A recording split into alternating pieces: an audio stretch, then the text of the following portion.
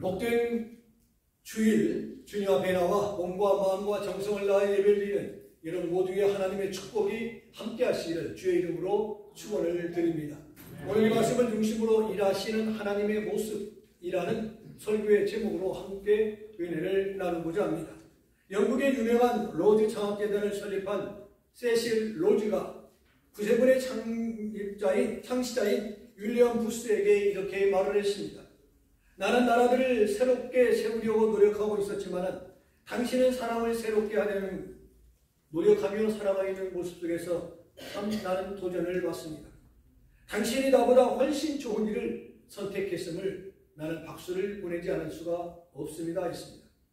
그리고 로즈는 임종의 순간에 후회스러운 듯이 이런 말을 합니다. 이렇게 조금밖에 일을 못하다니 많은 일을 할 수 있었었는데 내가 정말 아쉽구나 라고 하면서 마지막 임종을 했다고 합니다.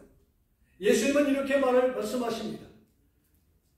일할 수 있는 밤이 쉬우리니 일할 수 있을 때 맡겨진 본분을 다하라. 일할 수 없을 때가 오니 일할 수 있을 때 본분을 다하라고 말씀하십니다. 이 지구상에 살아있는 모든 것은 열심히 일하면서 살아가고 있습니다.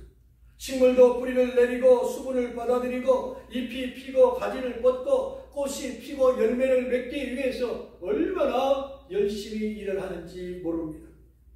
곤충도 먹이를 찾고 생존을 위해서 열심히 일을 합니다. 물고기도 짐승도 사람도 살아가기 위해서 얼마나 열심히 일하는지 모릅니다.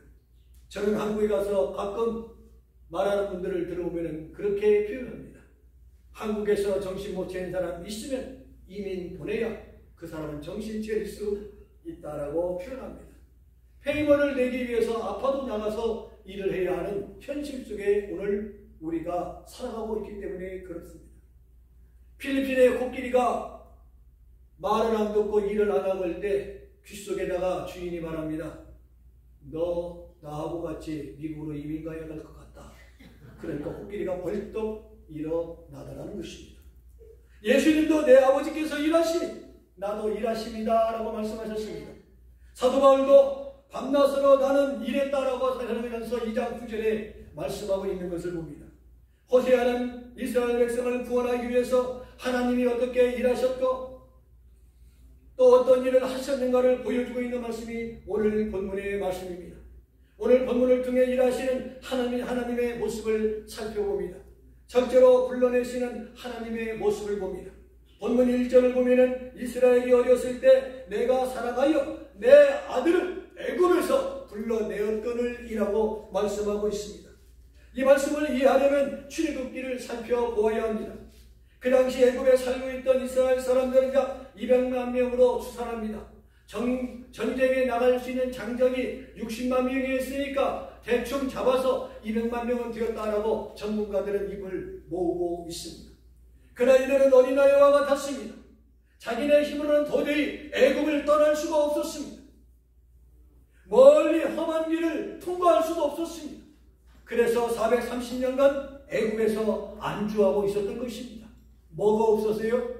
용기가 없었기 때문에. 누군가가 우리를 들고 일어날 지도자가 없었기 때문에. 그런 그들을 하나님께서는 누구를 세웠습니까? 모세를 세워서 해방의 기쁨을 만끽하게 합니다. 21년 전 성지순례 때 반석에서 물이 터져 마시게 해주었던 물이 바로 추정되어지는 것을 방문한 적이 있습니다. 놀라운 것은 산 기슭 바위 속에서 지금도 맑은 물이 쏟아져 나오고 있더라는 것입니다. 나무 한 그루 자랄 수 없는 바위 속에서 물이 솟아나고 있는 것입니다. 목마르다고 보채면 반석에서 물이 솟아나게 하여 주셔서 그들의 물을 마시게 해주셨습니다. 낮에는 일사병 걸리지 않게 위해서 구름기둥으로 그를 가려주었고 밤에는 추위에 떨지 않기 위해서 불기둥을 세워서 어둠과 추위를 막아주셨다 했습니다. 하나님께서는 왜 그렇게 하셨다고 여러분은 생각하십니까? 그 이후에 1절을 밝혀주고 있습니다. 사랑하는 내 아들이기 때문에 그렇게 끝까지 하나님은 책임져 주셨다는 것입니다. 하나님은 이스라엘을 사랑하는 아들로 인정하셨습니다. 그러기에 출애굽기 4장 22절을 보면 여호와의 말씀에 이스라엘은 내 아들, 내 장자라고 했습니다. 그리고 23절 역시 이렇게 표현합니다. 내 아들이라고 표현했어요. 애굽에서 노예 생활하고 있는 장자를 해방시켜 가나안 땅으로 인도해 내시겠다는 것이 하나님의 의도요, 하나님의 섭리였습니다. 우리 이민 1세들에게 물어보면 많은 분들이 이렇게 대답합니다. 우리는 좀 고생하고, 우리는 힘들고, 우리는 어렵더라도 우리의 후손이, 내 자녀가, 내 손주가 넓은 대지에서, 대륙에서 정말 자기의 뜻을 펼쳐 나갈 수만 있다면 나는 여기에 온 것을 절대로 후회하지 않습니다. 그렇습니다. 우리는 모두가 큰 꿈을 안고 미국에 왔습니다. 그 꿈을 놓지 마시기 바랍니다. 왜 이스라엘을 장자라고 했습니까? 그것은 세계 열방 가운데서 이스라엘을 맨 먼저 선택한 민족이기 때문에 그렇습니다. 세계 여러 민족 가운데 맨 먼저 아브라함을 선택하고 그의 후손을 하나님의 백성으로 삼으셨기 때문에 장자라는 표현을 쓰게 된 것입니다. 출애굽 당시부터 하나님은 이스라엘을 내 아들이라고 불렀고 그들을 가나안 땅에 들어가 나라를 세우고 왕을 세우고 민족을 이끌게 했습니다. 그러다가요, 배부르니까 어떻게 했습니까? 우상을 숭배하고 죄를 짓고 하나님을 배반하고 내 아들이라고 부른 것이 다 떠나고 맙니다. 한 번 아들은 영원한 아들이기 때문에 그들을 버리지 않으셨다 했습니다. 그럼에도 불구하고 하나님은 그들을 430년 만에 모세를 통하여 이끌어내시는 하나님, 끝까지 책임져 주시는 하나님, 그 은혜가 우리는 한없이 고맙고 감사한 것입니다. 못난 자식이라도, 못된 자식이라도, 빗나간 자식이라도 호적에서 지우지 않는 것입니다. 왜요? 내 사랑하는 아들이기 때문에 그렇습니다. 그렇습니다. 주님이 나를 자녀로 사랑하시기 때문에 나도 주님을 사랑할 수밖에 없습니다. 변치 말고 주님을 사랑하는 여러분이 되시기를 축복합니다. 1973년 가수 남진이 노래 부른 게 있죠. 그대여 변치 마오. 오 그대여 변치 마오. 오 그대여 변치 마오. 불타는 이 마음을 날아주세요. 불타는 마음을 날아주세요. 변치 말라고. 하나님의 은혜에 대해 우리는 변치 말아야 한다는 말입니다. 그래서 성경은 이렇게 말합니다. 우리 주 예수 그리스도를 변함없이 사랑하는 모든 자에게 은혜가 있을지어다. 에베소 1장 14절에 말씀하고 있습니다. 둘째로요, 고치시는 하나님의 모습을 여기에서 발견할 수가 있습니다. 본문 2절을 보면 선지자들이 그들을 부를수록 그들은 점점 멀리하고 바알들에게 제사하며 아로색인 우상 앞에서 분향하였느니라고 말씀하고 있습니다. 자기를 낳으시고 기르시고 먹이시고 인도해낸 아버지를 외면하고 헛된 우상을 신으로 아버지로 섬겼다는 말입니다. 부모 자식 간의 최악의 극단적 선언이 있습니다. 그것은요, 너는 내 자식이 아니라 당신은 내 아버지가 아닙니다라는 선언입니다. 이것은 최종 선언입니다. 그런데 이스라엘은 그 짓을 반복하고 있었던 것입니다.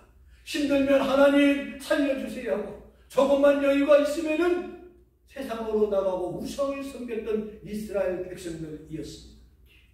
바알 우상, 아스라도 우상, 몰래 우상 등 손으로 깎아 만들고 샘물을 부어 만든 신상을 섬기면서 하나님을 배신했던 것입니다. 그래도 그들을 호적에서 파내지 아니하시는 하나님의 모습을 여기에서 발견할 수가 있습니다. 본문 3절을 보면요, 그러나라고 있습니다. 이는 무슨 말입니까? 그럼에도 불구하고 라는 말씀과 같은 것입니다. 내가 에브라임에게 걸음을 가르치고 내 발로 안아주었고 내가 그들을 고치는 줄을 그들은 알지 못하였도다 했어요. 무슨 뜻입니까? 그때까지 그러면 안 된다, 그렇게 걸어가면 안 된다, 그 길은 아니다, 똑바로 걸어라, 그들을 수없이 가르쳐 주었건만 그들은 끝까지 외면했다라는 말입니다. 그럼에도 불구하고 때로는 때리기도 했지만 매맞고 아파 신음하면 품에 안아주시고 위로해 주시고 격려해 주신 분이 하나님이심을 성경은 말씀하고 있습니다. 그뿐입니까? 상처를 싸매시고 고쳐주셨다라고 말씀하고 있습니다. 하지만 불행한 것은 이스라엘이 그 사실을 알지도 깨닫지도 못했다 했어요. 부모 자식 간에도 그렇지 않습니까? 그토록 부모가 자식을 사랑하고 사랑을 보여주고 실천하고 모든 걸 쏟아 부어 주었음에도 불구하고 자식은 깨닫지 못합니다. 그래서 종종 부모님들이 울면서 가슴을 치면서 이렇게 말씀하십니다. 내가 죽어야 네가 죽어야. 묘지 열심히 찾아가는 건 필요 없어요. 기독교의 효도가는 살아생전에 잘해야 되는 겁니다. 코미디에도 있잖아요. 저는 그 마음이 정말 달아요. 있을 때 잘해. 나는 공이야. 계실 때 잘해야 돼요. 밥 한 끼라도 계실 때, 인사 한마디라도 계실 때, 따뜻한 말 한마디를 건넬 때에도 살아생전에 부모님을 공경하고 대인관계도 원만히 가질 수 있도록 우리가 항상 분별력을 가지고 오늘을 살아야 할 것입니다. 늘 말씀드리지만 성경적인 축복과는 누리는 축복입니다. 하나님의 깊은 뜻과 넓고 큰 사랑을 깨닫지를 못했습니다. 우리도 예의가 아닙니다. 나에게 베푸신 하나님의 은혜와 사랑과 용서를 다 모른 채 오늘 우리가 살아갑니다. 우리는 3절 끝부분이 그들은 알지 못하였도다 했습니다. 그 말을 바꿔서 해야 돼요. 하나님 우리는 잘 압니다. 알면 어떻게 돼요? 실천해야 돼요. 행함이 없는 믿음은 죽은 것이라고 성경은 분명히 말씀하고 있습니다. 내가 가는 길이 아니다고 생각하면 돌아서야 합니다. 끝까지 가보자. 내가 간 적이 있어요. 이미 처음 와가지고 운전을 배웠습니다. 제가 한국에 있을 때는 오토바이를 타고 다녔거든요. 운전 시험도 3번 떨어지고 4번 쳤지. 왜요? 자동차를 모르는데 오토바이 몰듯이 모르니까 시험관이 놀려가지고 무서워요. 뭔 몰듯이 몰아요? 자동차를? 오토바이 몰듯이 몰아요. 그래서 외래증을 따가지고 한 달 만에 따서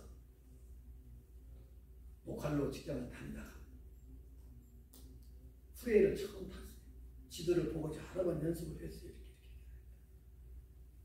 생계부대에서 그림을 그렸거든요. 주말에는 교회 섬기고 주중에 열심히 40시간 일하고 운전하고 가는데 10번에 가다가 10번을 타야 돼. 10번을 계속 가야 되는데 잘못해가지고 710번을 탄 거예요. 근데 내려서 타는 거를 잘 몰라가지고 어떻게 내려야 될지 한번 가본 데까지 가보자. 그렇게 갔더니 바다가 나오더라고요. 땅끝까지 갔어요. 지금 생각하니까 롱비치 땅끝까지 갔어요. 땅끝까지. 그날따라 비가 왔어요. 올스모빌 8기통 기름 탱크 기름은 떨어져가지고 제가 한 달 동안 출근했는데 한 번도 지각 안 한 사람이거든요. 난리가 난 거예요. 집에 전화를 하니까 아내가 받고 출발했는데요. 납치당한 거예요. 3-4시간이 돼도 안 왔으니까. 전화도 없고 그 당시 셀러폰도 없었어요. 그래서 갑자기 게스트에서 물어보면 된다고 해서 어떻게 해서 찾아가지고 12시 45분에 도착을 했어요. 6시 반에 출발해서 8시 전에 도착해야 할 사람. 그때 제가 동서남북을 알게 됐습니다. 제가 내려서 바로 돌아오자 지금은. 그렇죠? 잘못했네. 그리고 그 다음 내려서 엑시트 내려가지고 다시 다 역으로 와서 다시 원위치로 갑니다. 우리는 모르면 끝까지 가면 안 돼요. 내가 가던 길이 잘못된 것 같으면 돌아서야 돼요. 하나님 보시기에 내 인생에 내 이별은 아니다. 돌아설 줄 아는 것도 용기입니다. 그래서 마태복음 4장 23, 24절에 보면은요, 예수께서 온 갈릴리에 두루다니사 그들의 회당에서 가르치시며 천국 복음을 전파하시며 백성 중에 모든 병과 모든 악한 것을 고치시니 그의 소문이 온 수리아에 퍼지는지라. 사람들이 모든 앓는 자 곧 각종 병에 걸려서 고통당하는 자, 귀신 들린 자, 간질하는 자, 중풍병자들을 데려오니 그들을 고치시더라 말씀하고 있습니다. 예수님이 고치신 사역은 2가지로 나눌 수가 있습니다. 그것은 찾아오는 자를 고쳐주셨고 또 병자들이 찾아오기도 했지만 예수님이 찾아가서 고쳐주기도 했습니다. 공통점은 그들을 고칠 때마다 찾아오시던 찾아가던 하나님의 성령의 역사로 치유함을 받게 되었다는 것입니다. 각색 병은요, 그 당시에 유행하거나 일반화된 병들이었습니다. 그리고 의학적으로 고치지 못하는 병이었다고 합니다. 현대의학은 전문화, 세분화되어 가고 있습니다.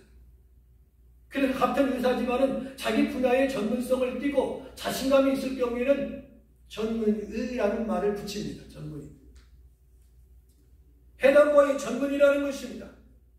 이비인후과에서는 귀, 코, 입만, 치과에서는 치만, 안과에서는 눈만 봅니다. 그러나 예수님은 영혼도 고치시고 정신도 고치시고 육체도 고치셨다라고 말씀하고 있습니다. 때로는 귀신도 내쫓고 고통도 고치시고 아픔도 고치셨다고 말씀합니다. 대개는 말씀으로 고치셨지만 필요에 따라서는 어떻게 했어요? 손을 대신이 나음을 받았다라 있습니다. 만일 어느 종합병원에서, 제가 다니는 정병원에서 환자가 와서 진찰을 합니다. 의사가 진찰을 해요, 환자를. 그리고 난 다음에 의사가 하는 말이 일어서십시오. 집으로 돌아가십시오. 깨끗이 치유함을 받았습니다. 라고 말하게 되어진다면 전 세계 모든 환자들이 올림픽과 웰톤의 코너에 있는 정병원으로 오게 될 것입니다. 수술하지 않고 말로만 하면 낫는다는데, 그런데 전 세계 어느 병원도 어느 의사도 그렇게 할 수 있는 곳이 없습니다. 그러나 그것이 가능한 분이 왜 계십니다. 오직 예수 그리스도만이 하실 수 있는 줄로 믿습니다. 남의 전부터 걷지 못하는 사람에게 일어나 걸으라고 말씀하실 때 일어나 걸었습니다. 맹인에게 보라 가라 하시자 맹인이 눈을 떴습니다. 38년 뒤 일어나지 못하는 자에게, 누워있던 환자에게 내 자리를 들고 일어서라 했을 때 일어나 걷고 뛰었다고 했습니다. 죽은 나사로, 사흘 된 나사로에게 무덤에 찾아가서 나사로에 나오라 했을 때 죽은 나사로가 일어나 무덤 밖으로 걸어서 나왔습니다. 오직 예수님만 하실 수 있는 능력이 있으십니다. 고치시는 하나님, 오늘 여기서 내 영혼을 고쳐주시옵소서. 내 상처를 고쳐주시옵소서. 내 육체, 내 심령을, 내 병든 육체를 고쳐주시옵소서라고 부르짖을 수 있는 저와 여러분이 되기를 축복합니다. 이제 말씀을 마치려고 합니다. 일하시는 하나님의 모습을 통하여 나의 모습을 들여다보려고 합니다. 건축회사에 다니는 사람이 퇴직을 얼마 앞두고 사장이 그분에게 말합니다. 이제 얼마 아니면 은퇴를 하실 텐데 집 한 채만 좀 부탁을 합시다. 정말 멋들어지게 한 채 지어주시면 참 좋겠습니다. 그래서 집을 짓게 했습니다. 그런데 집을 짓고 지어야 될 이 직원이 퇴직이 얼마 남지 않았기 때문에, 군대 말로 하면 말년 병장이에요. 며칠도 안 남았어요. 몇 달 안 남았어요. 그러다 보니까 몇 달 안 남은 나에게 휴가를 보내고 좀 쉬게 해서는 참 좋으련만 마지막까지 나에게 집 한 채 지어달라고 해? 그런 마음이 드는 거예요. 그래서 그는 생각하기를 모든 것을 대충 재료도 좋은 것을 쓰지 않았습니다. 감독과 시공도 철저하게 하지 않았습니다. 그저 겨우 중공검사를 통과할 정도로만 집을 지었어요. 5베드룸. 그죠? 그리고 완성될 무렵 사장이 왔습니다. 그동안 수고 참 많으셨죠. 어떻게 잘 지어오고 있는가 궁금해서 찾아왔습니다. 그리고 그 사장이 이제 은퇴를 앞두고 있는 그분에게 말합니다. 이 집은 바로 당신 집입니다. 우리 회사를 위해서 27년 동안 수고해준 고마운 마음을 담아서 내가 당신에게 선물해주고 싶어서 당신에게 부탁을 했습니다. 얼마나 후회스럽겠어요. 처음부터 그렇게 말씀하시지. 당신은 당신의 일에 얼마나 충실하고 있는가 묻고 있습니다. 존 밀턴은 더 나은 시를 위해서 그는 매일같이 빠짐없이 새벽 4시에 일어나 글을 쓰기 시작했다고 합니다. 여러분에게 주어진 일에 충실하시기 바랍니다. 만일 우리가 어떤 일을 하든지 마음을 다하여 죽게 하듯 한다면 주님은 우리의 수고를 통하여 우리뿐만 아니라 다른 사람에게까지 필요를 채워주시는 하나님이신 것을 여러분 기억하시기 바랍니다. 우리에게 일어난 모든 것은 우연이란 없습니다. 혹이라도 집 한 채 잘 짓고 후회하는 분이 한 분도 없으시기 바랍니다. 내가 지은 집이 내 것이 될 수도 있다는 것을 기억하십시오. 오늘 또 우리는 우리의 삶에 최선을 다할 때 나 때문에 우리의 가정이 행복하고 우리가 섬기는 교회가 행복하고 나를 만나고 싶어하는 사람들이 행복하고 삶이 될 것입니다. 오늘 또 이 시간 일하시는 하나님의 축복이 여러분과 여러분의 가정에 차고 넘치기를 주의 이름으로 축원을